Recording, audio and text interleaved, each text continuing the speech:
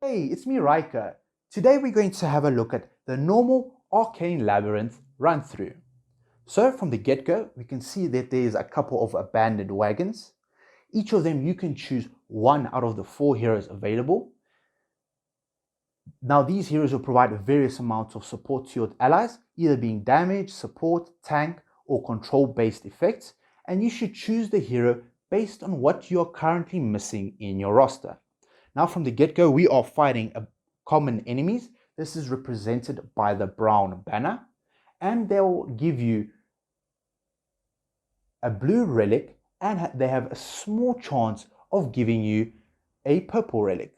Now each rarity of relic gives various amounts of power. However, blue being the least amount of power being added to your team, while legendary gives you the most amount of power to your allies. Additionally, I would recommend that you build your relics according to your current roster in the Arcane Labyrinth. So I'm currently using 2 support-based heroes, being Lucius and Rowan, each of them providing sustain and healing for my allies. So what Lucius does, he provides shields which can significantly block a large amount of damage that is incoming to my allies. And Rowan can provide healing through his potions, can stun enemies if the enemy gets close to my allies, and he can provide one of the most important resources in the entire game, energy. Now what does energy do? It allows your allies to use their ultimates. Usually their ultimates deal a significant amount of damage or buff your allies extremely well. So, for example, Lucius, when he ults, he provides shields. Prince of Persia, when he ults, he's able to deal a large area-wide damage across the whole enemy team, and he can stun them as well while using this. Pharrell can also do AoE damage to the entire team, and Odin can remove an opponent's energy from the highest to the lowest to 0 energy. So essentially resetting that specific hero. Now, as you can see, I am slowly choosing relics that benefit my damage or my energy. And if you, for example, get a relic that boosts both, for example, in this case, both attack and defense, then you should go for that relic as well. However, I do not recommend going for relics that give specifically defense or benefit one hero. Reason why, if you, for example, lose that specific hero that benefits from that relic, you will no longer be getting any benefit from that relic. Additionally, I would highly recommend that you go for relics that give negative damage taken from enemies. So this will significantly reduce the amount of damage you take and allow your allies to use their specific abilities. Now, the reason why I am using a combination of these heroes, such as the 2 supports and then the 3 control/damage dealers, being Odin, Pharrell, and Prince of Persia, is so that I can easily control the enemies, so they A, cannot use their abilities at all, and B, so I can easily survive the damage that I take and be able to take on the following enemies with ease. Now, as you can see here, we are currently in the 2nd floor, and as you go higher and higher in the specific floors, you'll be getting more rewards. Now, as you can see here, my allies are getting their energy extremely quickly because of Rowan and because of the relics that I have chosen at the beginning.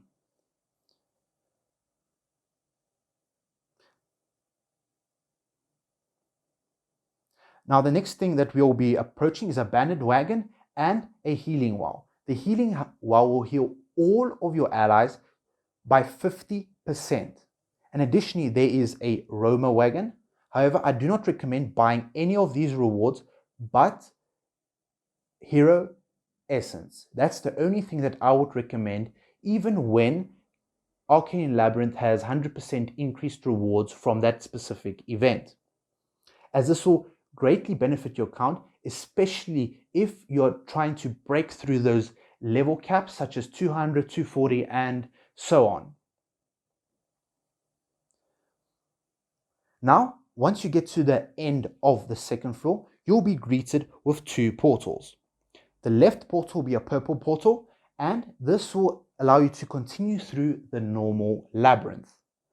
Now, there is a red portal on the side, and that is hard labyrinth. What is this? This is essentially the enemies are slightly more challenging. So this will be ranging from, they have more ascended heroes, they have more investments such as furniture, engravings, signature item, and so on. And the next thing, you'll be able to fight the Wrizz boss. Now, what is the Wrizz boss? He is essentially a single enemy where you have to get from 100% to 0 in 1 minute 30 seconds. And he has a chance of dropping a significant amount of guild coins, labyrinth coins, or challenger coins, each of them being extremely valuable to any starter account. And I would highly recommend going for the hard mode, even when it's 100% bonus on all rewards, as this can double the reward gained from this boss.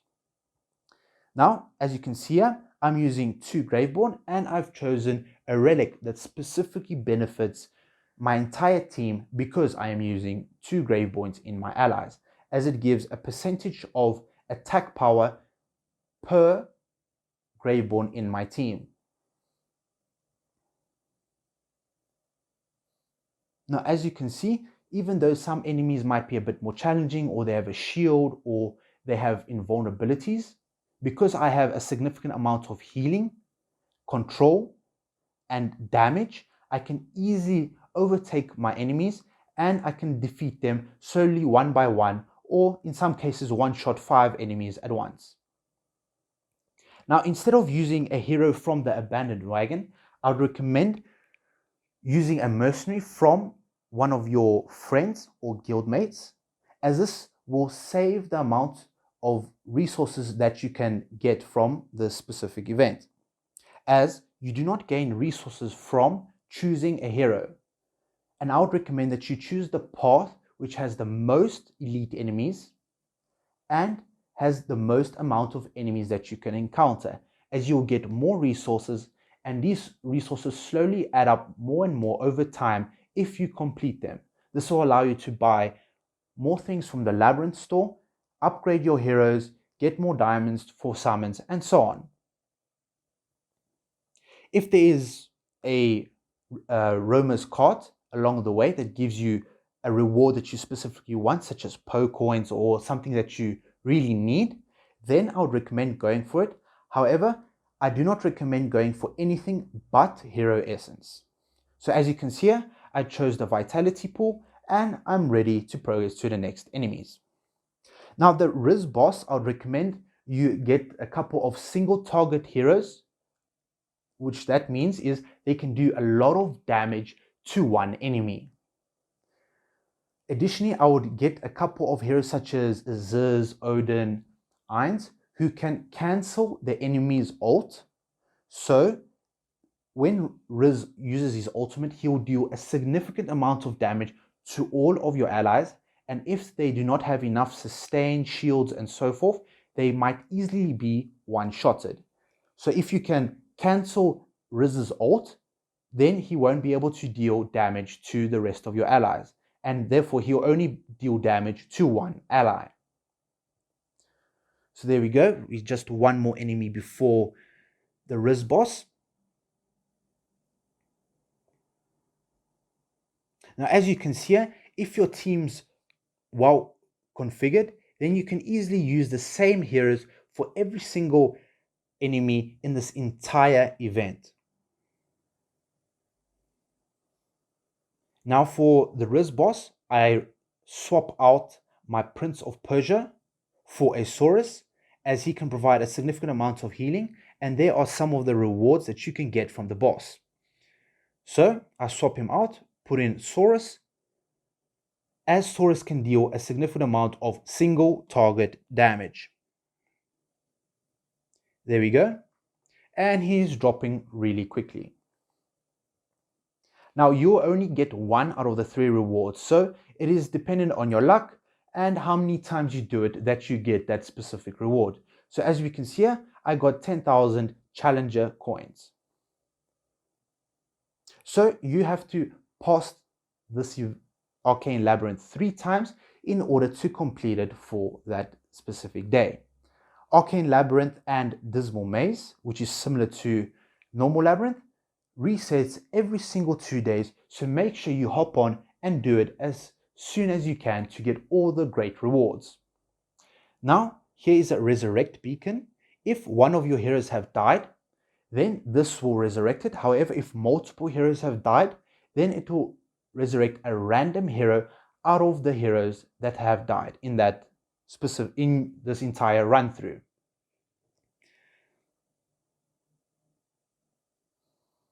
Alright, the final enemy has been defeated and you can go and collect your rewards. So these rewards can range from EXP, gold, dust, mythic gear, purple stones, and so on. There's kind of a wide range of gear that can drop for you at every single floor. So from the Labyrinth, I highly recommend that the first thing you go for is Arthur, as once you have bought him out 4 times, you can unlock him and he can be linked to a hero. Additionally, after that, I would recommend that you go for dimensional stones or red choice chest emblems once you have unlocked it, as this will give you a significant boost to your SI signature item upgrades.